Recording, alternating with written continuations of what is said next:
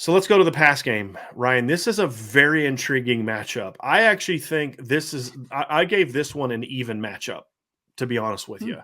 Now, the reason why is I do think that Notre Dame's numbers relative to North Carolina's are similar, even just without context.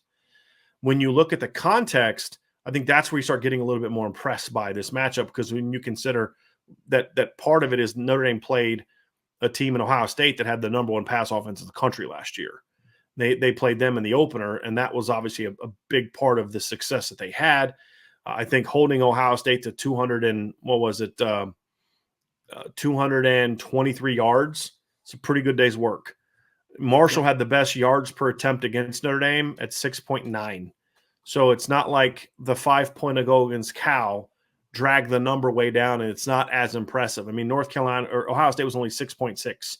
The highest quarterback rating an opponent has had so far is 149.9 by Cal or by Marshall, right? CJ Stroud was only at 145.1. So when you look at what Ohio State normally does, the next week against Arkansas State, 226. The next week against Toledo, 256.73.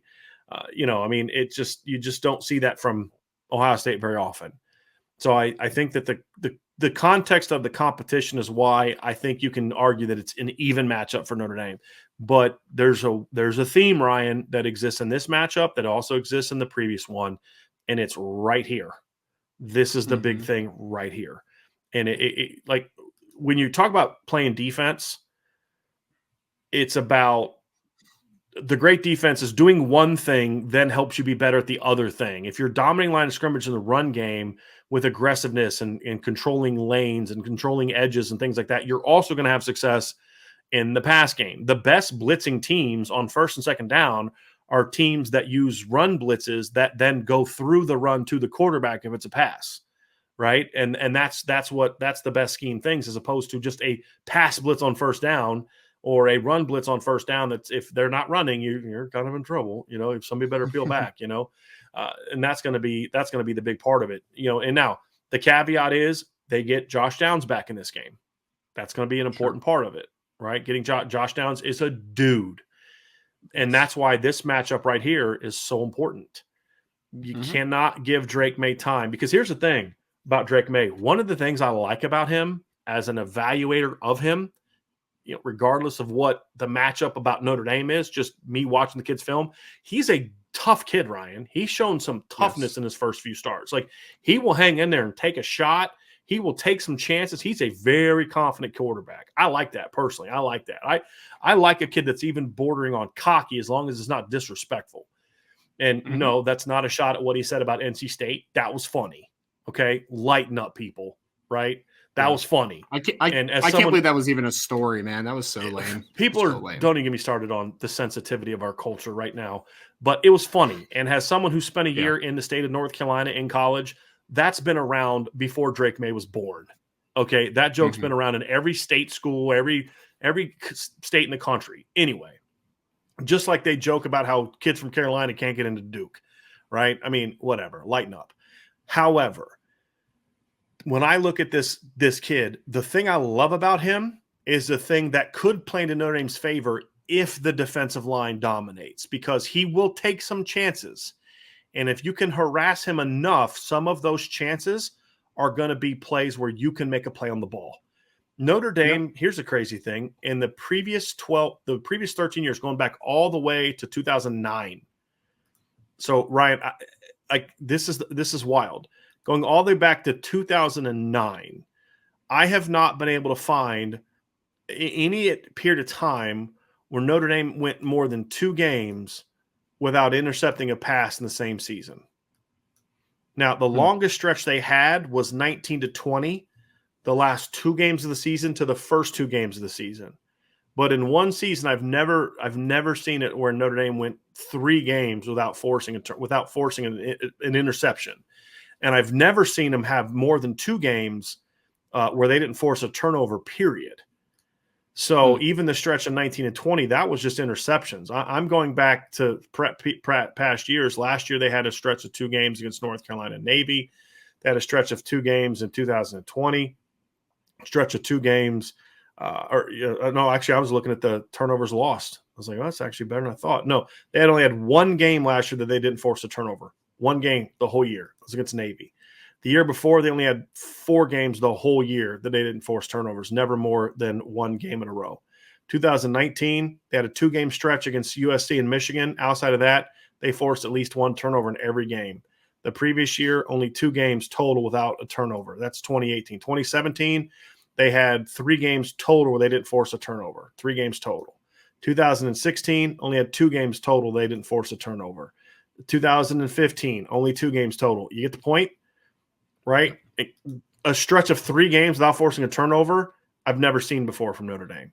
So does that trend continue, or do they finally get it? Now, the interesting thing is they haven't really been close to a lot of turnovers, to be honest with you. And that's the strange thing. But that's also why the defense has to be impactful, because we started to see Carolina – or Cal forced a couple Cal had a couple turnovers, apparent turnovers in the fourth quarter against Notre Dame. Why? They were both on plays when the quarterback was pressured. You had the interception of Clarence Lewis that got called back because of the dumb play by J.D. Bertrand. And then you had the play that they thought they ruled a fumble he was down, but what did it come off of? Quarterback getting hit, trying to throw the ball away. That's how you make them. When the D-line showed up, you started to see Cal get closer and closer to turnovers, right? That's why this is key, Ryan. If they can dominate in the trenches, harass Drake May, because he's a gutsy, gritty kid, and I say that as a compliment. I like watching this kid play a lot. Yep. And he has a chance to be the best Carolina quarterback in a long time.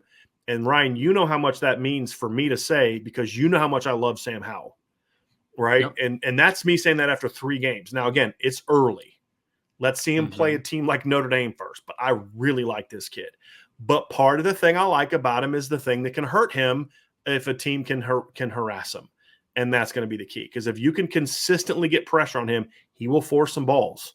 He will take some chances. He will try to throw a ball that you hit him too quickly and the ball floats and you can make a play. Those are going to be the keys for Notre Dame, because he's never faced the size and speed that he's going to face on Saturday. With all due respect to Georgia State and App State and Florida A&M. He's never faced the kind of talent, length, and size and speed that he's going to face from Notre Dame on Saturday.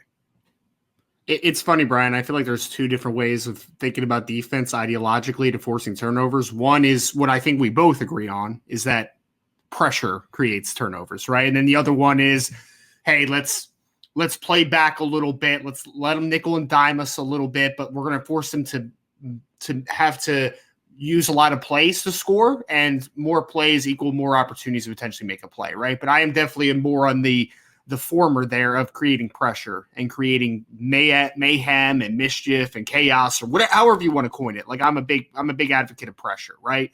So I agree with you in the sense that right now, Drake May is a very confident kid in the pocket, man. Like I put on the board yesterday, boards.irishbreakdown.com, you can see underneath there, just kind of a little rundown of some of their offensive best offensive playmakers. And obviously I started with Drake May, and for a redshirt freshman, I call him unflappable right now. But the thing about it is that he hasn't played a defense that could make him become unflappable, right? Like he hasn't been under a crazy amount of pressure. He's a very rhythmic type of passer where he's just trying to get right into what he's doing. He's pretty methodical when he gets it going, right?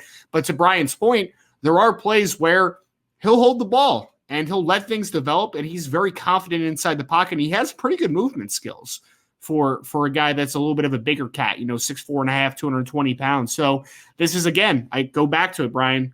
We talked about it on the running game side. He's not your typical 6'4", 220-pound kid. I mean, he's a good athlete. I won't be shocked if I found out he played like basketball or baseball or something like that in high school. I think he did. I'm pretty sure I looked at his bio the other day, and he was a baseball basketball player. I'm pretty sure. Wouldn't shock don't me. Quote me on that one. Yeah, but wouldn't shock. Yeah, man. He's what I really love about him though, Brian. It's not just quantified by like his ability to run the football. Like he's a good mover in the pocket, right? Like he has subtle movements that kind of buy him a little bit of extra time. But I talked a little bit about the defensive line importance in this game, the front seven importance. It goes from the run game perspective and the pass game perspective. They have to get to this kid. They have to get him a little bit uncomfortable because the first 3 games of the season wasn't really uncomfortable for him, right? And at the end of the day, although I agree, I think this kid's extremely talented. And my NFL draft hat is already on with this kid. Like, wow, this might be a dude. This might be a guy. This might be that type of dude. But at the end of the day, though, he's a redshirt freshman that is only starting his 4th football game on the college level, right? So he's still an inexperienced player from a playing time perspective. So if Notre Dame's able to create pressure on this young man, there are some bad decisions that are most likely in the barrel for him, right? There's going to be some time because he's not going to go his entire college career with averaging 1 interception every 4 games, right? Like that's pretty outrageous what he's doing so far. I think that you're going to force mistakes. I think Notre Dame is due for a couple turnovers this game. You have to make Drake May uncomfortable. That's the main thing because we know Josh Downs is incredibly talented. Talked about the tight ends yesterday, Morales and Nesbitt, and even the third stringer is a pretty good football player. Pace Sauer, who filled in while Downs has been out as their leading receiver, is a pretty solid football player. They have weapons. So the biggest thing is that you need to make this kid uncomfortable in the pocket. You need to see if you can get to a point where he is a little flappable. That's the biggest thing for me is the pressure. I think it's really going to showcase just how good this Notre Dame defense can be because right now they're facing a quarterback that has all the confidence in the world with what he's doing.